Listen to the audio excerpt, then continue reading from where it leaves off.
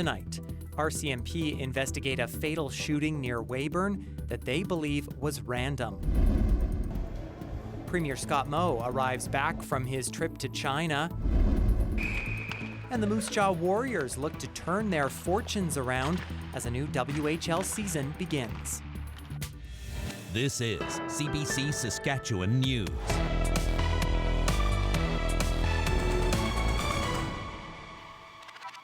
It is Monday, September 15th, and the CBC Saskatchewan News starts right now. I'm Ethan Williams. Thank you for joining us. RCMP are still investigating what they believe is a random shooting death in southeastern Saskatchewan. A 44-year-old woman was shot and killed Friday night while riding in a vehicle near Weyburn, and police are now asking for the public's help. Katie Swires has the latest.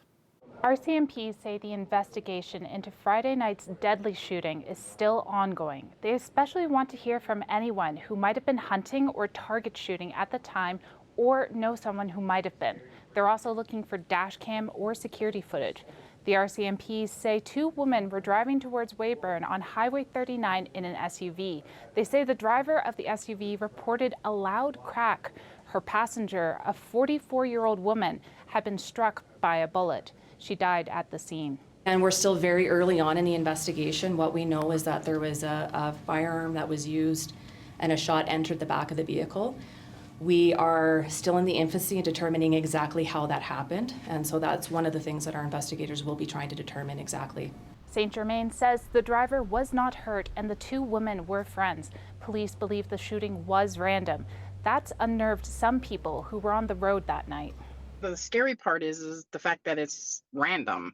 That's the part that scares me, because it could have been anybody. It could have been us going through there at that time on our bike, except we stopped in Regina before we headed out, which I'm thankful for, because if this is truly random, it could have been anybody. RCMP are asking for anyone near Highway 39 between 7:45 p.m. and 8:30 p.m. on Friday, September 12th to contact them, even if the information seems insignificant. Police say all avenues will be explored in the investigation. Katie Swires, CBC News, Regina. The family of a man who was found dead in Saskatoon more than 2 years ago is calling for police to do more to find out who's responsible. Aaron Gamble's family, along with the Federation of Sovereign Indigenous Nations, held a news conference Monday to demand answers. Gamble was discovered dead in a Saskatoon dumpster in March 2023.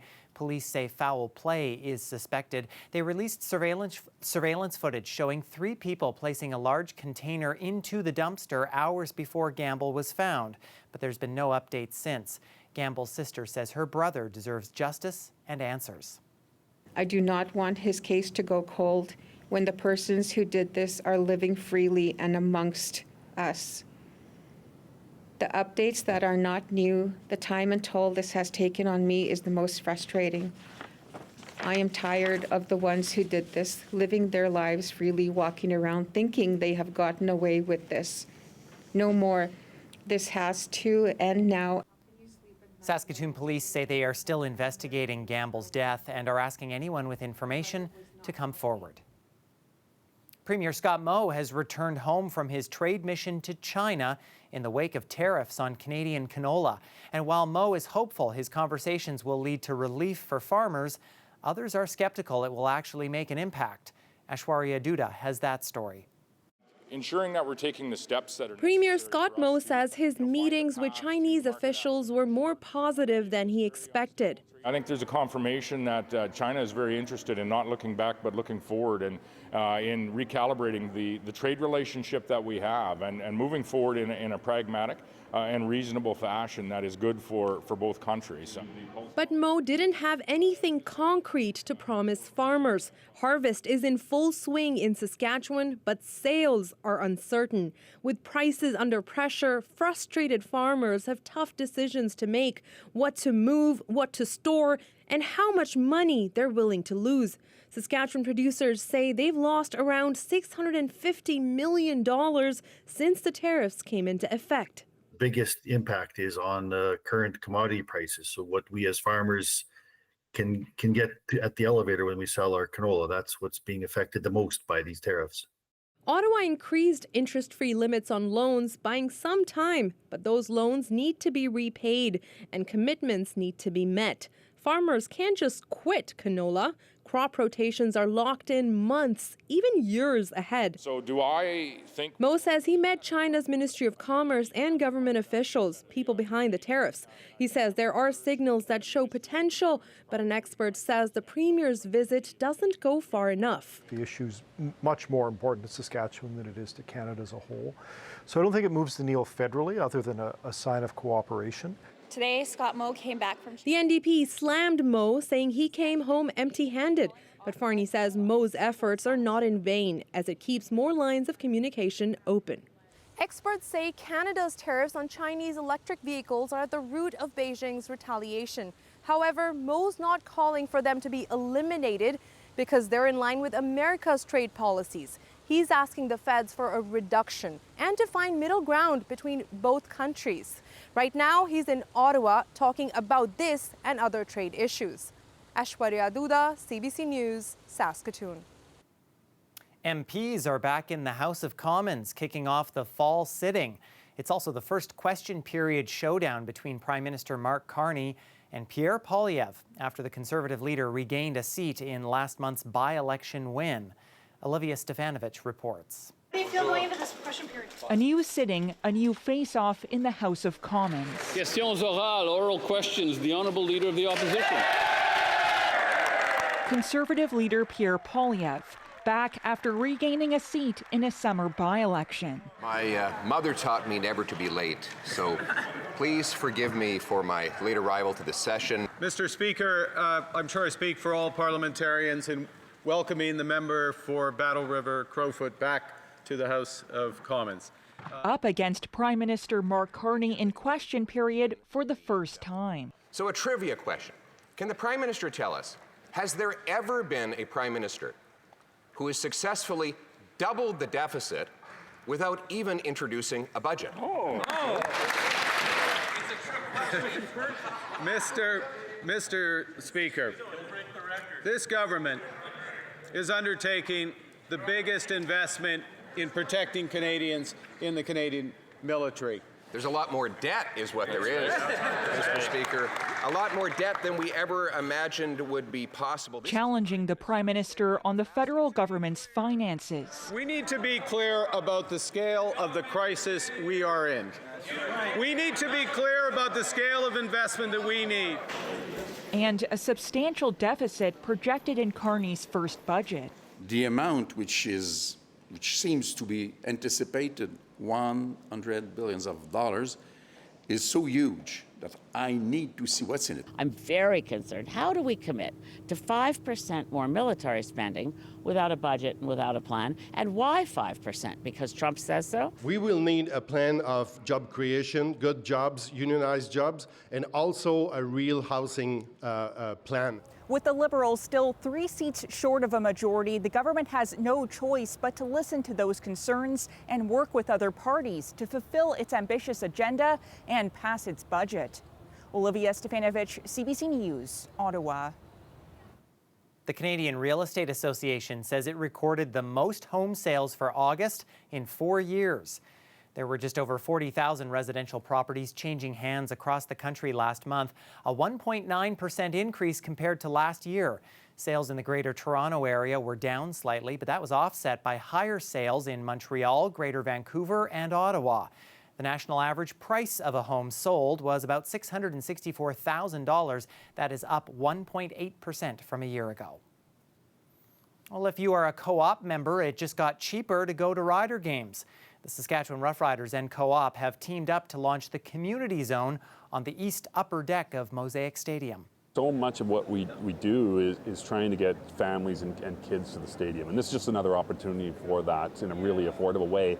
And then again, with the reach and the accessibility via the co-ops, you're going to, hopefully reach that kid, in, whether they're in Foam Lake or they're in Watrous or wherever they happen to be. They're going to have a really easy way to access Rough Rider tickets just simply by being a co-op member. All preseason, regular season, and home playoff games will be $20 each. That is with the exception of the Labor Day Classic, which will be $30. Tickets go on sale at Co-op stores next Monday for the Riders' October 10th and 25th home games. Roughly 2,000 seats are up for grabs. And safe to say, the dreary, rainy day at Mosaic Stadium on Saturday reflected the mood of the fans in the stands. They watched as the Riders registered their third loss of the season, this time a 48-31 loss against the Montreal Alouettes. It was a messy game of fumbles and turnovers as the Riders couldn't seem to get any momentum going. Even with this loss, though, the Riders have now clinched a playoff spot, and they'll play to see if they'll host a playoff game and if it'll be the West semifinal or final. The team is on another bye week now and will return to the practice field next week. And stay with us. We will return right after the break.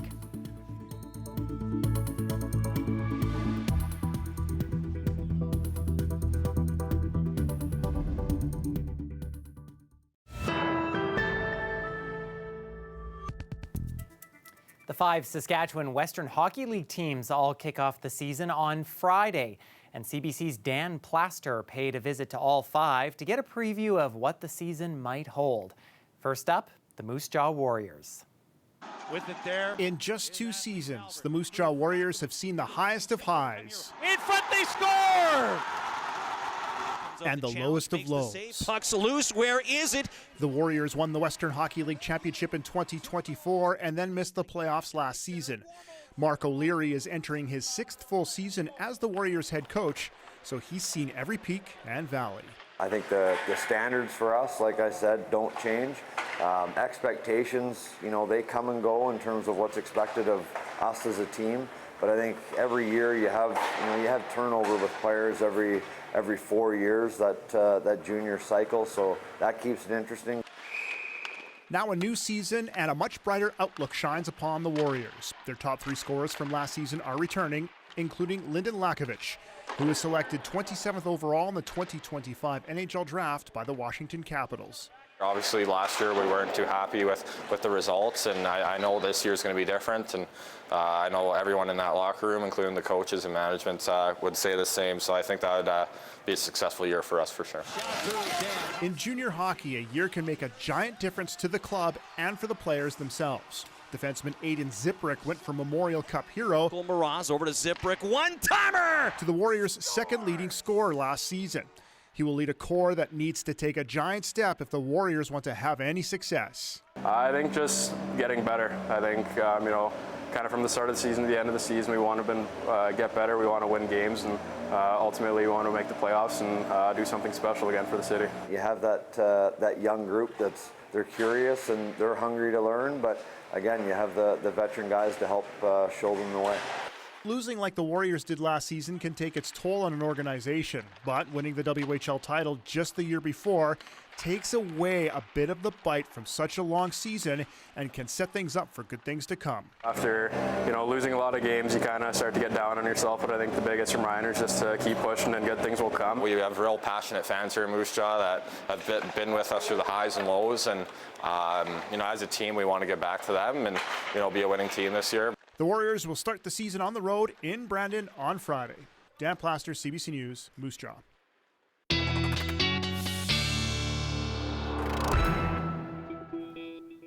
Well, some of us, including in Regina, did see the sunshine come out on Monday, but other parts of the province seeing a much more stormy and a little bit unsettled day through some areas. And Riley Lachuk is here now to break down what is ahead. Hi, Riley. So, Ethan, I think the best way to describe the day, particularly through southeastern parts of the province, is unsettled. So we've been under a special weather statement in the southeast because of the possibility of funnel clouds throughout the afternoon hours, even a tornado warning around Carlisle through the afternoon. So all part of a very volatile, very unstable air mass that is pushing northward from the United States into parts of Saskatchewan and Manitoba. And I also want to draw your attention to what's happening around Yorkton here. You can see this continual line of showers with some embedded thunderstorms here potentially, and I think pretty likely known as training here, where we see these storms just developing over the same area over and over and over, likely dealing with quite a bit of rain throughout the day today. Across the rest of the province, some sunshine to the north, bit of cloud cover in there, and yes, still seeing some thunderstorm activity even into south central parts of the province as we get into the evening tonight. So temperature-wise, really a bit of a mixed bag depending on where we saw some of these thunderstorms developing. So 24 in Regina through the afternoon hours, 26 in Saskatoon, 25 in North Battleford, but Broadview, for example, Yorkton barely cracking 20 degrees through the afternoon hours because of some of this cloud cover and some of this thunderstorm activity that we've seen, all because of this area of low pressure. Now off into Manitoba, this does push northward as we get through the night tonight, left with some cloud cover in its wake, and particularly into southeastern parts of the province. I do think in the morning hours tomorrow, a slight chance of maybe a couple more sprinkles out of some of this.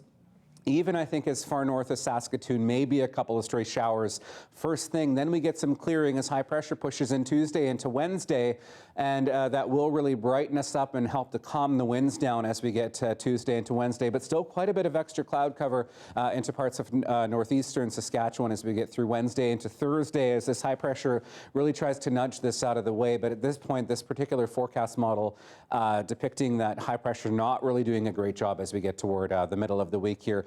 Pretty scattered rainfall amounts through much of the province as we get through the next couple of days, but where we have seen some of that thunderstorm activity, particularly along the Manitoba border, we could pick up potentially another 5, even 10 millimeters of rain, for example, in places like Yorkton as we get overnight into the morning hours on Tuesday. So overnight temperatures look like this, maybe a few more stray showers or some rumbles of thunder yet to come as we get through the overnight hours into extreme southern parts of the province.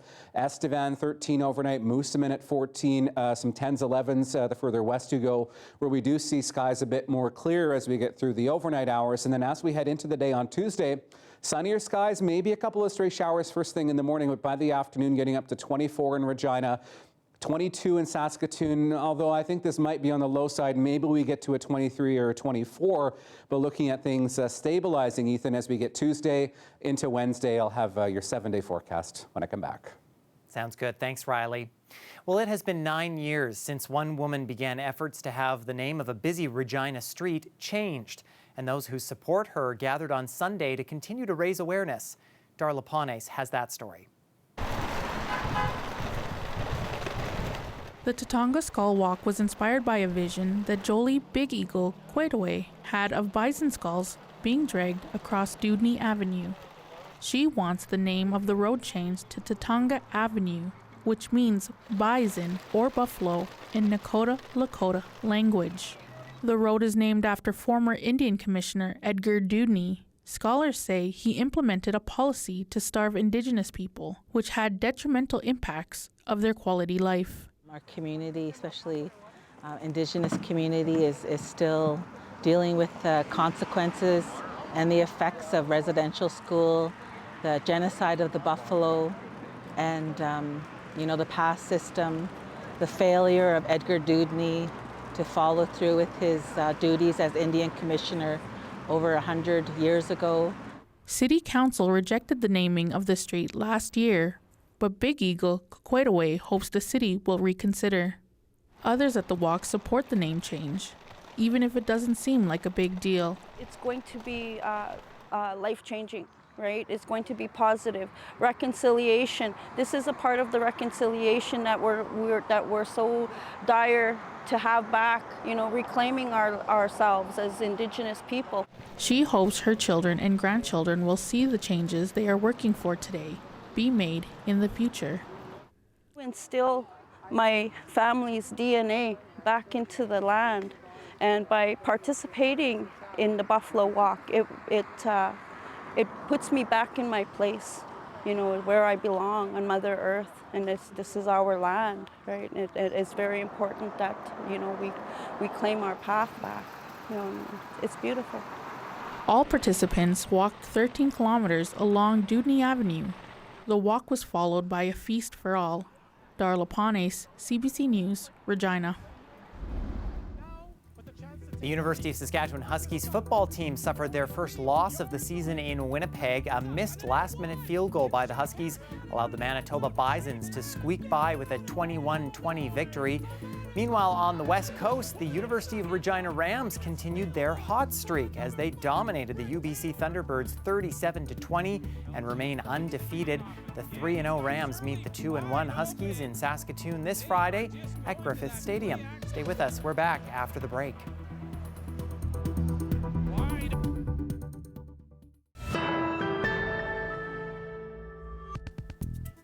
Welcome back. The World Athletics Championships are underway in Tokyo, and it was a tough event for Saskatchewan-born Olympic hurdler Savannah Sutherland.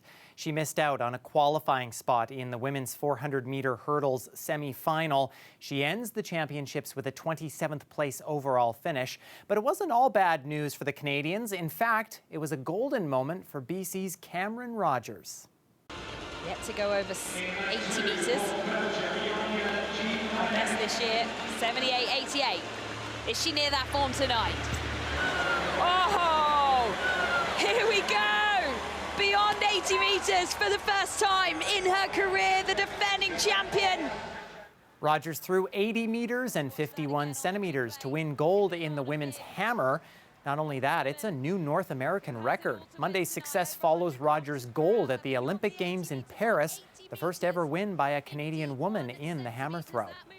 Shown heart, he's shown strategy, he's shown soul, and he's going to make history for Canada and for himself here. Our first gold medalist of the World Athletics Championships, Tokyo 2025, for Canada in the men's 35K race walk, Evan Dunphy. And Canada's Evan Dunphy walked his way to gold in the 35-kilometer race walk final. The Olympian, also from BC, finished the race with a time of 28 minutes and 22 seconds.